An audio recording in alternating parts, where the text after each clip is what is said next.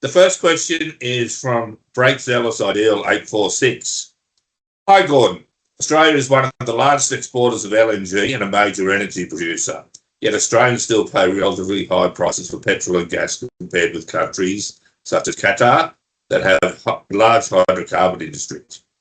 Why has Australia chosen a policy of relatively low resource taxation and limited domestic fuel subsidies, rather than using more of its resource wealth to reduce energy costs for residents? Yeah, look, that's an excellent question. Firstly, I want to thank the person for the question. I can't remember the handle there.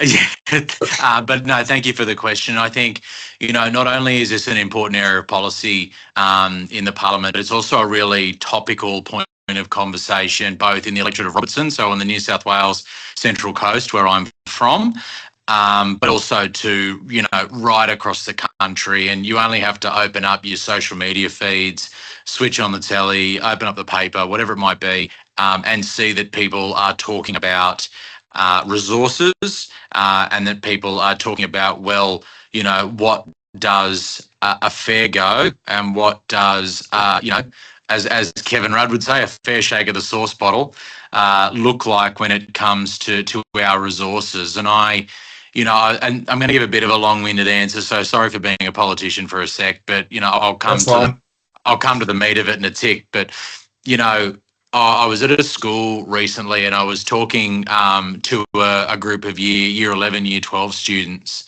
and we got talking about social service, social infrastructure, and, in my community on the coast, but, across the country, from remote to metropolitan, and we got talking about things like hospitals, we got things talking about schools, various social support services for people who are either doing it tough or maybe fleeing domestic violence or whatever it might be. Those services that are there to support Australians across the country, no matter where they are.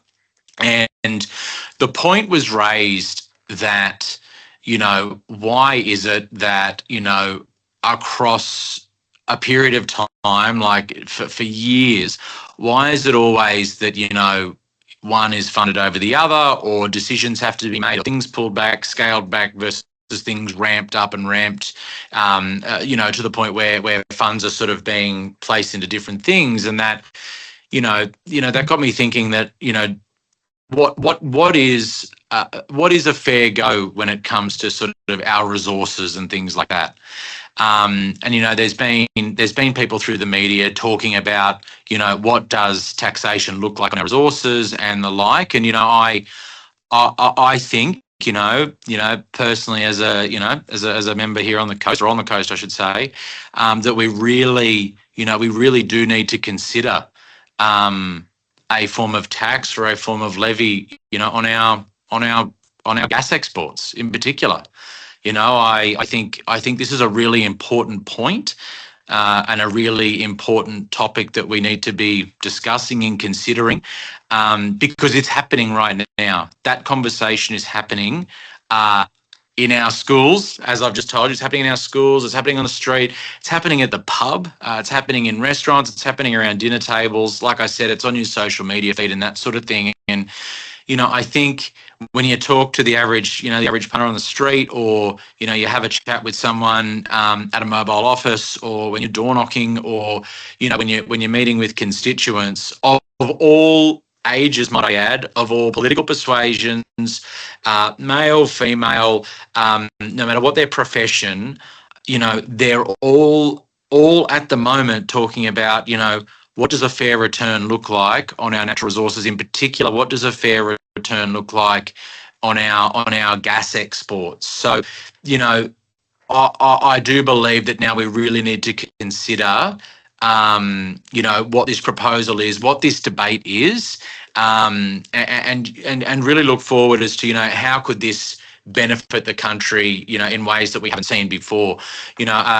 A tax on gas would draw in considerable revenue for the government that would be able to fund a considerable amount of services. So I think this is something that, that needs to be looked at and considered.